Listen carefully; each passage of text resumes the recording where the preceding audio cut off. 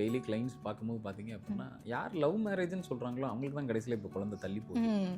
ஓரளவு கொஞ்சம் அரேஞ்ச்டு மேரேஜா என்னன்னே தெரியாம ஒரு புது ம். உறவு ஃபார்ம் ஆகுது இல்லையா? இப்போ பொண்ணு பார்க்குறாங்க, பையன் பார்க்குறாங்க. பார்த்துட்டு சூழ்நிலை பார்த்துட்டு கல்யாணம் பண்றாங்க. ம். இவங்களுக்கு குழந்தை கிடைச்சிருது. ரொம்ப ம். ஆச்சரியமா இருக்கு. ஏன்னா ஏற்கனவே பழகுனவங்க, ஏற்கனவே விருப்பப்பட்டவங்க, மனசு ஏத்துக்குச்சு. ம். இப்படிலாம் இருக்கிறவங்களுக்கு குழந்தை லேட் ஆகுது. இந்த சலிப்பு ஒரு முக்கிய காரணம் தான். ம். 2 பேருக்கும். ஏன்னா இதுக்கு முன்னாடி லவ் பண்ணி கல்யாணம் பண்றதுக்கு ஒரு பெரிய ப்ராசஸா இருந்தது. ம். ஒரு டஃப்பான ப்ராசஸ். அதை அடையறதுக்குள்ள படாத பாடு படணும். 2 பக்கம் பர்மிஷன் வாங்கணும். ரொம்ப போராடி தான் கல்யாணம். இப்போ யார் லவ்க்கு யாரும் பெரும்பாலான குடும்பங்கள் லவ்க்கு தடையா இருக்கிறது இல்ல. ம். லவ் மேரேஜ்ன்றது நிறைய 2 பேரும் போராடி தான் கல்யாணம் பண்ணணும். ம். எல்லாரும் எதிர்த்து தான் கல்யாணம். ம். ஊரை விட்டு ஓடினவங்க எல்லாம் இருக்காங்க. போய் கஷ்டப்பட்டு அதுக்கப்புறம் அப்பெல்லாம் இன்னைக்கு அப்படி இல்லை. இன்னைக்கு ம். எப்ப லவ் பண்றீங்களா கல்யாணம் பண்ணிக்கங்கப்பான்னு சில குடும்பங்கள் இறங்கி வந்துட்டாங்க. ம். பரவாயில்ல பண்ணிக்கங்க அப்படிங்கிற மாதிரி. அப்போ அந்த வேல்யூ போயிடுச்சு. வேல்யூன்னா ஈஸியா கிடைச்சிருச்சு அவங்களுக்கு. அதனால சலிப்பு தட்டுதோ என்னமோ தெரியல. நம்ம ஊர்ல இந்த காராமணி பயிர்னு சொல்லுவோம். ம். மொச்சையிலே வந்து காராமணி தட்டைப்பயிறு. சொல்லுவோம். தட்டைப்பயிர்னு சொல்லுவோம். அந்த காராமணி பயிரை என்ன பண்ணலாம், சுவாதி நட்சத்திரம் என்னைக்கெல்லாம் வருதோ, மாசத்துல வரக்கூடிய சுவாதி நட்சத்திரம் கோச்சாரத்தில் என்னைக்கு வருதோ அந்த அன்னைக்கு அதை ஒரு குழம்புலையோ இல்லை காய்கறியோ என்னமோ ஒன்று நீங்கள் செஞ்சு 2 பேருமே சாப்பிடணும். ம். உங்களோட சாப்பாட்டில் சேர்த்துக்குங்க. அதை ஒரு குழம்புல சேர்த்துக்கலாம், கீரையில் எதுலையா ஒன்று சேர்த்துக்குங்க.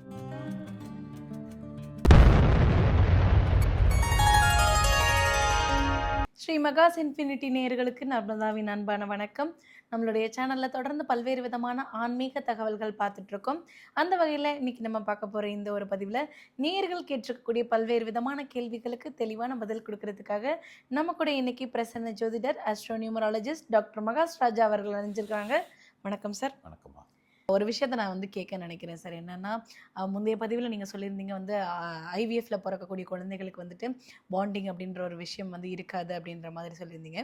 அதே மாதிரி இன்னைக்கு வந்து பார்த்தீங்கன்னா, இன்னைக்கு இருக்கக்கூடிய காலகட்டத்தில் வந்து தங்களுடைய துணையை வந்து தாங்களே தேர்ந்தெடுக்கிறாங்க. நாங்கள் வந்து ஃப்ரெண்ட்ஸாக இருந்தோம், இப்போ வந்து நாங்கள் கல்யாணம் பண்ணிக்கிட்டோம், இப்போ நாங்கள் ஃப்ரெண்ட்ஸாகவே இருக்கோம் அப்படின்ற மாதிரி சில பேர் இருக்கிறாங்க. இல்லை வந்து நாங்கள் வந்து எப்பயுமே வந்து எங்களுக்குள்ள வந்து ஒரு கணவன் மனைவி அந்த மாதிரி நாங்கள் ஃபீல் பண்ணது இல்லை, ஒரு ஜாலியான கப்பல்ஸாக இருக்குன்னு சொல்கிறாங்க. அதெல்லாம் கேட்கறதுக்கு நல்லா இருக்கு சார். ஆனால் நிறைய குடும்பங்கள்ல வந்து பார்த்தீங்க அப்படின்னா, காதல் கல்யாணம் பண்ணவங்க பிரிகிறாங்களா இல்லை வந்து நிச்சயிக்கப்பட்ட திருமணம் பண்ணவங்க பிரிகிறாங்களான்னு கேட்டால், காதல் திருமணம் பண்ணவங்க தான் நிறைய பேர் வந்து பிரிகிறாங்க. நிறைய பேருக்கு காதல் திருமணம் பண்ணவங்களுக்கு தான் குழந்தை பிறக்கிறது அப்படின்றது ரொம்ப தள்ளி போகுது, இல்லை பிறக்காம போகுது, இந்த மாதிரியான விஷயங்கள்லாம் நடக்குது. இதுக்கெல்லாம் காரணம் என்னவா இருக்கு சார், ஒரு ஆன்மீக ரீதியா நீங்க பார்க்கறது? நான் பார்க்குறதையும் டெய்லி கிளைண்ட்ஸ் பார்க்கும்போது பார்த்தீங்க அப்படின்னா, யார் லவ் மேரேஜ்ன்னு சொல்கிறாங்களோ அவங்களுக்கு தான் கடைசியில் இப்போ குழந்தை தள்ளி போகுது. ஓரளவு கொஞ்சம் அரேஞ்ச்டு மேரேஜா என்னன்னே தெரியாம ஒரு புது உறவு ஃபார்ம் ஆகுது இல்லையா? இப்போ பொண்ணு பார்க்குறாங்க, பையன் பார்க்குறாங்க. பார்த்துட்டு சூழ்நிலை பார்த்துட்டு கல்யாணம் பண்றாங்க. இவங்களுக்கு குழந்தை கிடைச்சிருது. ரொம்ப ஆச்சரியமா இருக்கு. ஏன்னா ஏற்கனவே பழகுனவங்க, ஏற்கனவே விருப்பப்பட்டவங்க, மனசு ஏத்துக்குச்சு.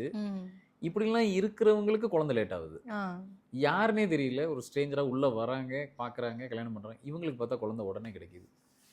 இது நான் பார்க்கறது என்ன அப்படின்னா, ஒருவேளை அது வந்து ஒரு ஒரு ஒரு சலிப்பு தட்டிருதோ, அவங்களுக்கு அந்த உறவு ஏற்பட்ட உடனே சலிப்பு தட்டிருதோ. சரியான வார்த்தையா சொல்றீங்க சார். ஏன்னா இவர் தானே அப்படிங்கிற அந்த ஒரு சலிப்பா, இல்லை இவங்க தானேன்ற ஒரு சலிப்பா, அது என்னன்றது தெரியல. நான் ஸ்டடி பண்ணி பார்க்கும்போது இதுக்கு அஸ்ட்ராலஜிக்கு ஏதாச்சும் சம்மந்தம் இருக்கா அப்படின்னு கேட்டால் கண்டிப்பாக சம்மந்தம் இருக்குது. இது எப்படின்னா, அந்த உறவை எப்படி கூட்டிகிட்டு போகுது அப்படின்னா, இப்போ ரீசெண்டாக நான் பார்த்துக்கிட்டது என்னென்னா, அரேஞ்ச் மேரேஜில் இருக்கிறவங்களுக்கு குழந்தை குயிக்காக கிடைக்கிது. ஒரு 1 இயர்க்குள்ளே குழந்தை கிடைக்கிறதெல்லாம் நான் பார்க்குறேன் இப்போ சமீபத்தில்.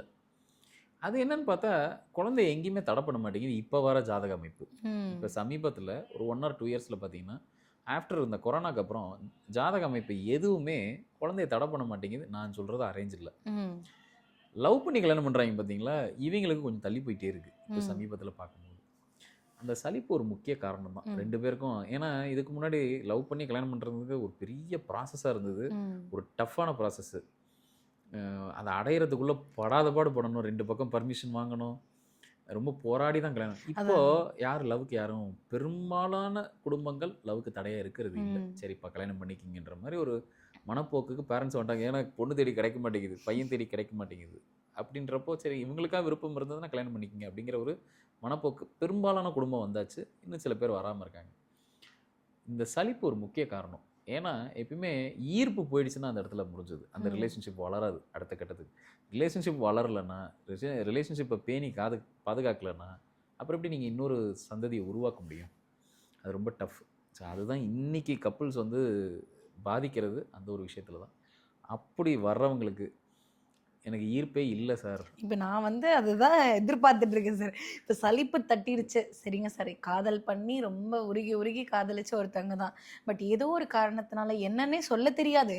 நெறைய பேருக்கு இதான் ரீசன் தெரியும் சார். ஆனா நெறைய பேருக்கு காரணமே என்னன்னு தெரியாது. ஈஸியா எதனால சார் கிடைக்கிறது தான் காரணம். ஈஸியா கிடைக்கிறது தான் காரணம். மேபி இருக்கலாம் சார். இதுக்கு முன்னாடி இந்த போராட்டம் இப்ப இல்ல. இல்ல. இப்போ இங்க லவ் மேரேஜ்ன்றது நிறைய 2 பேரும் போராடி தான் கல்யாணம் பண்ணணும். ம். எல்லாரும் எதிர்த்து தான் கல்யாணம். ம். ஊரை விட்டு ஓடினவங்கலாம் இருக்காங்க. போய் கஷ்டப்பட்டு அதுக்கப்புறம் அப்பெல்லாம் இன்னைக்கு அப்படி இல்லை. இன்னைக்கு ம். எப்போ லவ் பண்றீங்களா கல்யாணம் பண்ணிக்கங்கப்பான்னு சில குடும்பங்கள் இறங்கி வந்துட்டாங்க. ம். பரவாயில்ல பண்ணிக்கங்க அப்படிங்கிற மாதிரி. அப்போ அந்த வேல்யூ போயிடுச்சு. வேல்யூன்னா ஈஸியா கிடைச்சிருச்சு அவங்களுக்கு. அதனால சலிப்பு தட்டுதோ என்னமோ தெரியல. ஒண்ணு ம். ஒரே காதலா இருந்தாலும் சலிப்பு தட்டாதில்ல. இப்போ அதையும் மீறி தானே போயிட்டு இருக்கு. ஆமா. அப்படின்றப்போ அதுவும் நம்ம ஏற்றுக்கணும். அதாவது ஒரு ஒரு இது இந்த காலமாற்றத்தையும் நம்ம ஏற்றுக்கணும். ஒருத்தருக்கு ஒரு லவ்வோட நின்றுச்சுன்னா பரவாயில்ல. 2, 3, 7 சில பேர்லாம் என்கிட்ட 16 கதை சொல்கிறான். அட பாவி இதே வேலையாக இருந்திருக்க. அப்போ அந்த மாதிரி அப்போ அவங்களுக்குலாம் எப்படி இருக்கும் அந்த லவ்ங்கிறது? ஒரு எபிசோட் ஆஃப் லைஃப். கொஞ்ச நாள் இருந்தது போயிடுச்சு. அப்புறம் இன்னொருத்தர் மேலே இப்படி இருந்ததுன்னா எப்படி இருக்கும்? அது அப்படி தான் இருக்கும். சரி இந்த மாதிரி எனக்கு ஒரு ரொம்ப ஜென்யூனாக இருக்கிறவங்களுக்கு நாங்கள் லவ் பண்ணி தான் கல்யாணம் பண்ணோம். ஆனால் இருந்தாலும் எங்களுக்கு இப்போ அந்த ஈர்ப்பு இல்லை. 2 பேர் மேலே அந்த ஈர்ப்பு இல்லை. ஒருத்தருக்கு மேலே ஒருத்தர் ஈர்ப்பு இல்லை. ஆண் பெண் அப்படி இருக்கிறவங்க என்ன பண்ணலாம் அப்படின்னா, அதை தான் சார் எதிர்பார்த்துட்டு இருக்கேன். சொல்லுங்க சார். நம்ம ஊரில் இந்த காராமணி பயிர்னு சொல்லுவோம். மொச்சதுலேயே வந்து காராமணி தட்டைப்பயிர் சொல்லுவோம். தட்டைப்பயிர்னு சொல்லுவோம். அந்த காராமணி பயிரை என்ன பண்ணலாம், சுவாதி நட்சத்திரம் என்னைக்கெல்லாம் வருதோ, மாசத்துல வரக்கூடிய சுவாதி நட்சத்திரம் கோச்சாரத்தில் என்னைக்கு வருதோ அந்த அன்னைக்கு அதை ஒரு குழம்புலையோ இல்லை காய்கறியோ என்னமோ ஒன்று நீங்கள் செஞ்சு 2 பேருமே சாப்பிட்ணும். உங்களோட சாப்பாட்டில் சேர்த்துக்குங்க. அதை ஒரு குழம்புல சேர்த்துக்கலாம், கீரையில் எதுலையா ஒன்று சேர்த்துக்குங்க.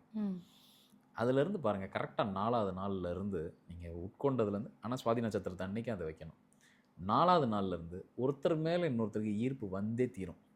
இன்ட்ரெஸ்ட் இல்லாதவங்களுக்கு இன்ட்ரெஸ்ட் வரும்.